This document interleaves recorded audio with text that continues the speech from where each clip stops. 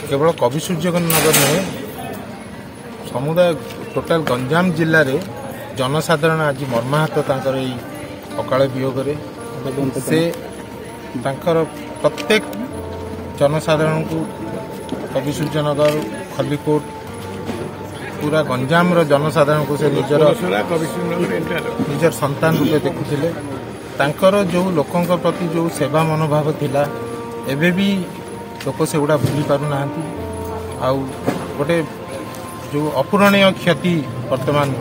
होइछि जहाँकि भविष्य के पूर्ण हम कि नहीं तार संभावना नहीं मुरबी शून्य होगला निश्चित रूपे मुरबी शून्य होगला एवं तांकर जो नेतृत्व तांकर जो व्यक्तित्व शताब्दी हुए तो विरल गोटे उदाहरण सृष्टि करिवो से विरल व्यक्तित्व थिले एवं तांकर राजनीतिक जो ज्ञान थिला बहुत लोकों प्रेरणादायी अटे आ वर्तमान से 6 वर्ष है वर्तमान चेन्नई रे रहते स्वास्थ्यगत समस्या जो तथापि से चेन्नई रे रहिले भी कवि सूर्यनगर एवं खलीकोट जनसाधारण मन में एत स्नेह श्रद्धा थिला प्रत्येक मुहूर्त लोकंर सुविधा असुविधा सहित जड़ित थे क्योंकि कौ समस्या हेल्ले भी से शीघ्र केमी पूरण हो पार तार अभाव से से निश्चित रूपे उत्तरदायी होते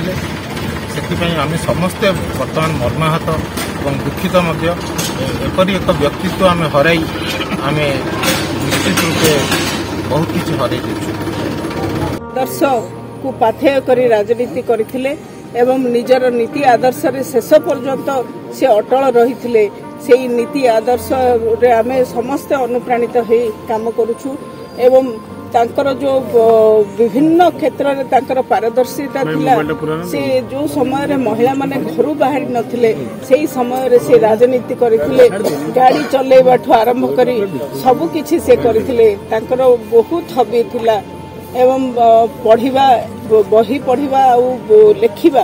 तांकर गोटे बहुत भल हबी थिला से जड़े आमे बहुत बड़ व्यक्तित्व आ सबुठु बेसी बड़ कथा कहबी जे आमे समस्ते माँ को हरइचे तेणु ओडिशावासी स्तब्ध गंजामवासी तो आहुरी स्तब्ध आमे समस्ते मर्माहत अछु। कौन कार्यक्रम रही परवर्ती मोर एठारु शंख भवन एवं ता परवर्ती अवस्था एसेम्बली रे से जेहेतु 10 थर विधानसभा को प्रतिनिधित्व करिसंती एवं विधानसभा रे अनेक विधायक एवं अन्य एक्सएमएलए मध्य